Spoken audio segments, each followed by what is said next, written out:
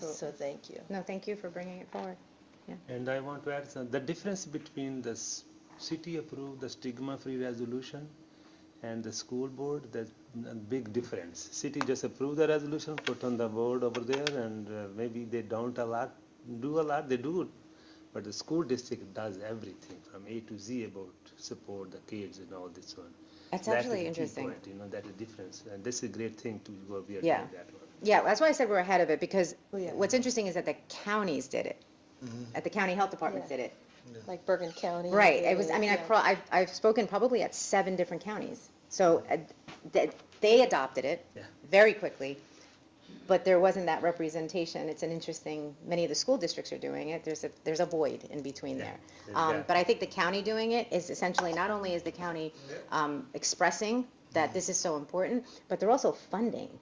So the funding now will go towards stigma-free. So there's a lot of work to be done here, but there's also a lot of support that And do we you could know be if looking for. Middlesex County has done this? Or Yes, they Middlesex have? County Okay. was the first place that I Oh, spoke okay. at. That was in So- September.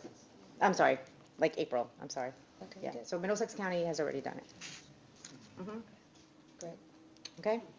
Yeah, I think this is a really important resolution, and I think to put this in the limelight and draw attention to it. I think one of the big problems that it's not really thought about very much, but in the end, it's not something that we could really legislate. In the end, the only people's behavior we can control is our own, and I guess I'm reminded of what Gandhi had once said, that we all need to be the change that we want to see.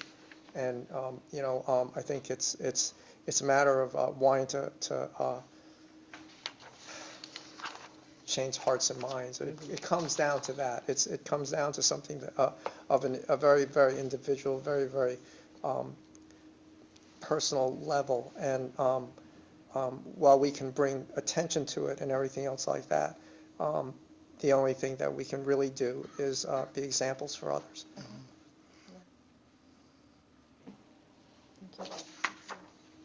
Okay, are there any other questions or comments on the remainder of the items?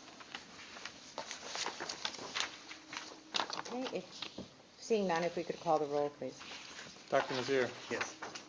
Dr. Peng, Yes. Dr. Connors, Yes. Mrs. Deepan, Yes. Mr. Irwin, Yes. Mr. Johnson, Yes. Mr. Stern, Yes. Mrs. Lopez. Yes. Motion's carried. All right, we have our committee reports, item number 16. Who would like to go first? Well, I'll be brief. I guess I will say, I have to apologize. The summary I sent everyone did not include the Arab languages, but there were 5 courses newly adopted, including Arabic languages and reorganization to a number of the performing arts courses. We went over, we reviewed the academy applications. They're slightly up this year. I think, what is it, 215? This year, slightly up from last year.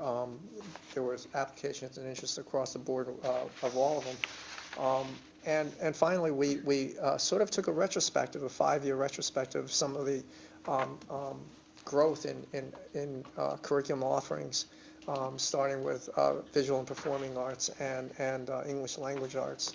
And it's really, really, the 10,000 feet view is really, really spectacular, how much these programs have grown and how many courses, how much more opportunity our students have today than they did a mere 5 years ago. And for that, I would really want to acknowledge and thank Dr. Ranelli, the entire CNI team. He never takes credit for anything himself, but it all starts from the top, and you had something to do with it. So I'd like to thank him again and all that, everyone on the team.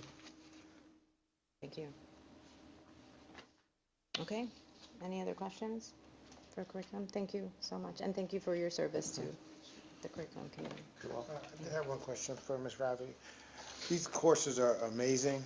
I know it's not standard, but I would love to just sit in the classroom once and just Wouldn't you kinda- love to go to I think the that all the time, sit in one, or if it's possible, if they recorded a session or something, I would really love to, because these are very interesting topics, especially I'm looking at race and gender. I'm even saying, how do you even begin that conversation? So that to me just That's speaks going to be a volumes. great course. Yeah.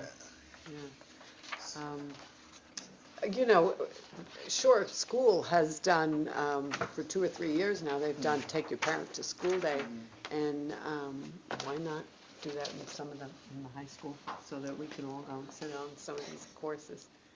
It does sound like fun.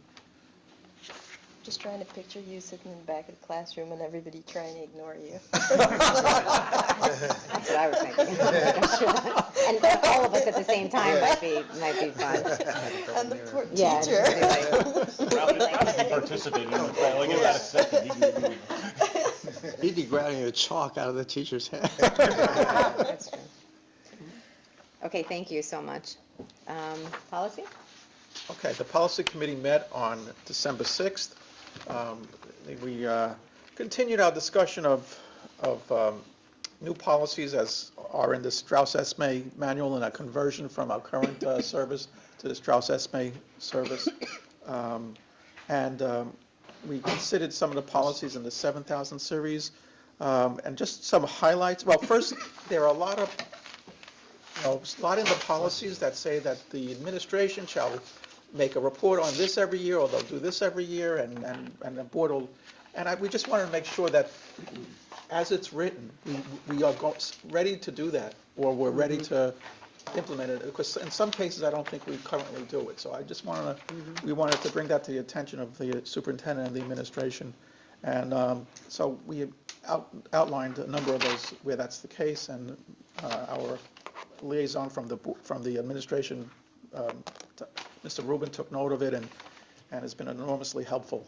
In addition, there was one policy, just to give you a couple highlights, on gifts, grants, and donations, where there's a $2,000 threshold of gifts, grants, and donations that have to be reported. I believe we currently do everything. That's I think even donations that are below that amount. So again, we said that rather than just adopt blindly what Strauss-Esme is saying, as a draft policy, we would continue our current policy.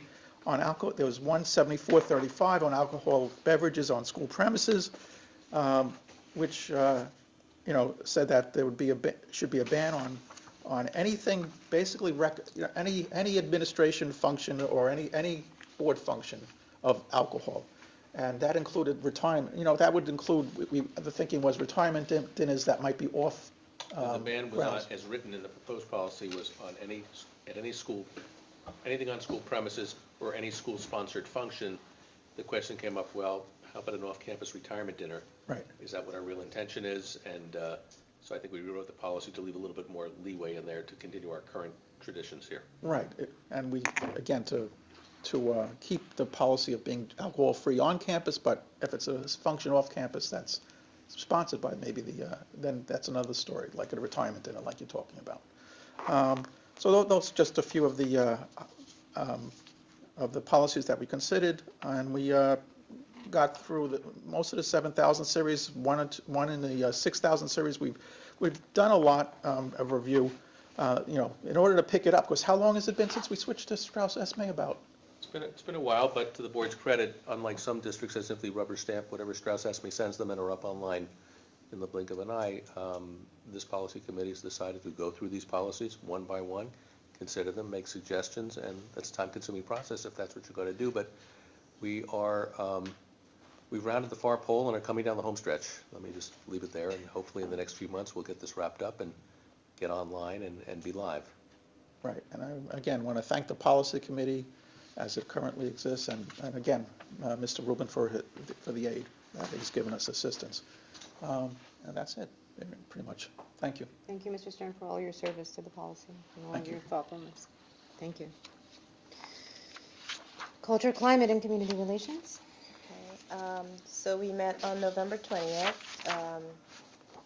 and we talked about a couple of items. The first one was the community service brochure, which talks about all of the community schools, programs, and how, what are the services that we offer to students and families. So that brochure we reviewed, and it's pretty much already done, just a few minor things, I think, and getting final approval.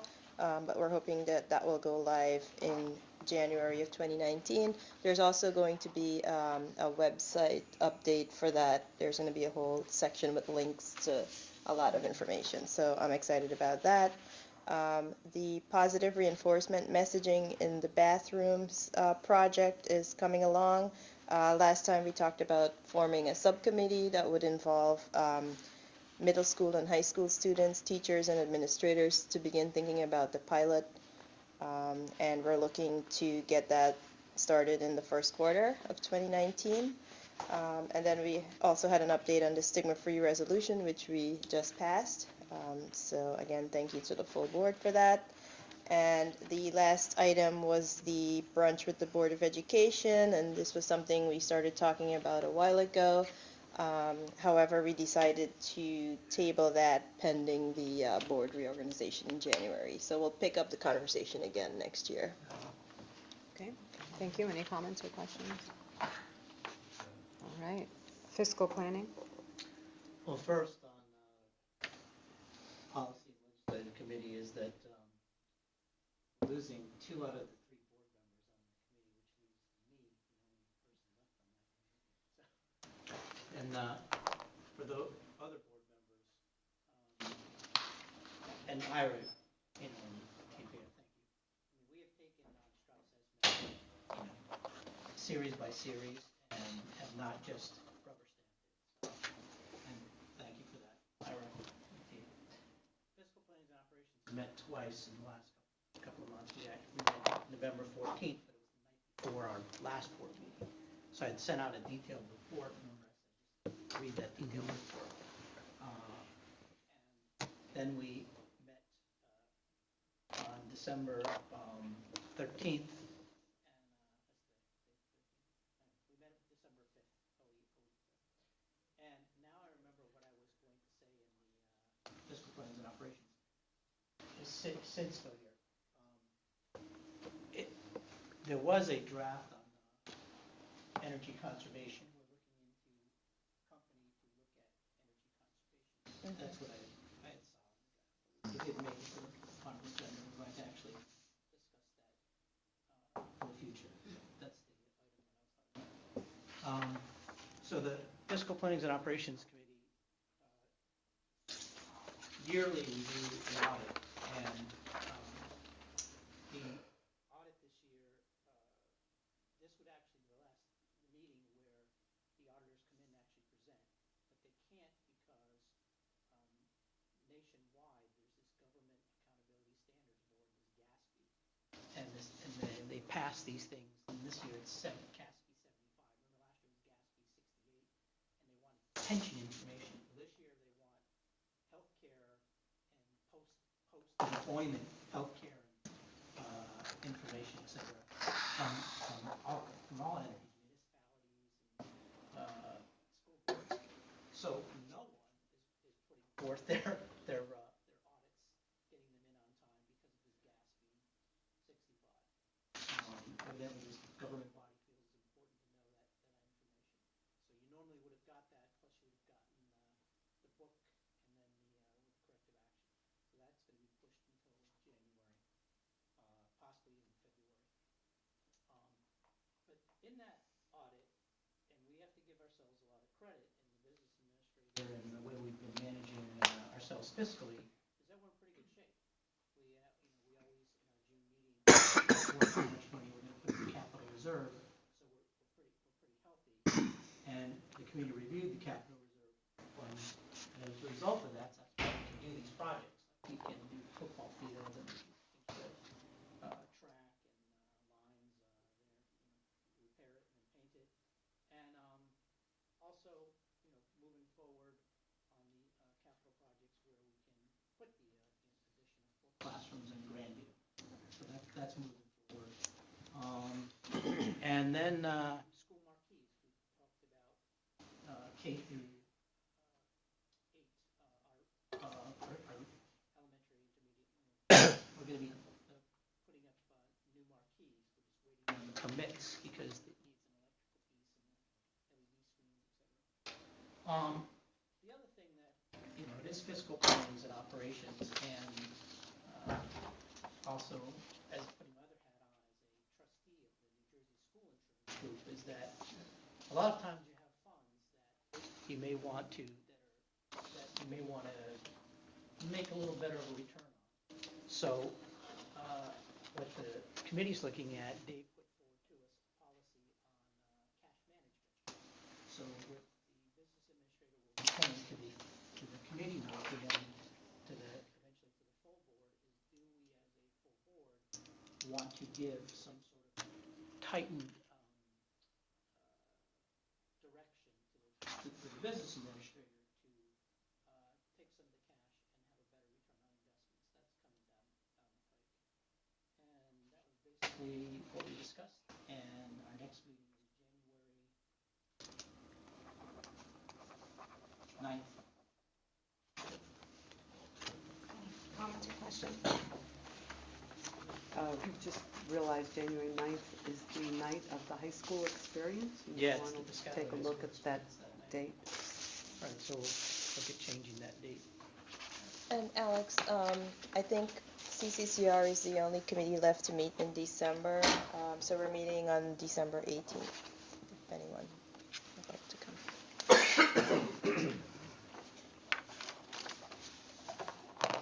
Okay. Under new business, anyone have any new business to report before we go into the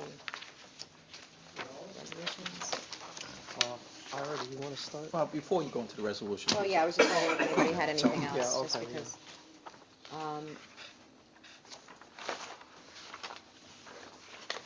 Anyone? Okay, no? I just wanted to, under new business, I just wanted to share that the Haven will be providing a workshop in December, correct? Or did it already pass? Did it pass?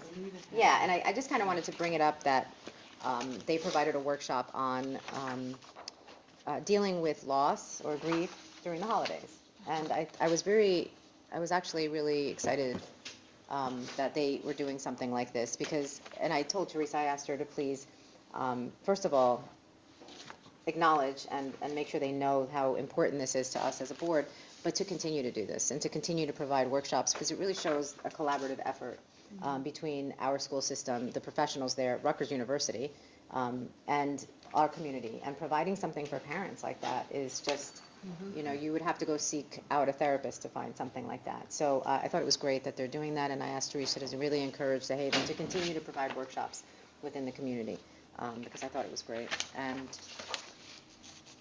Well, if I can comment on it too, is that I think it's great because the resolutions were about the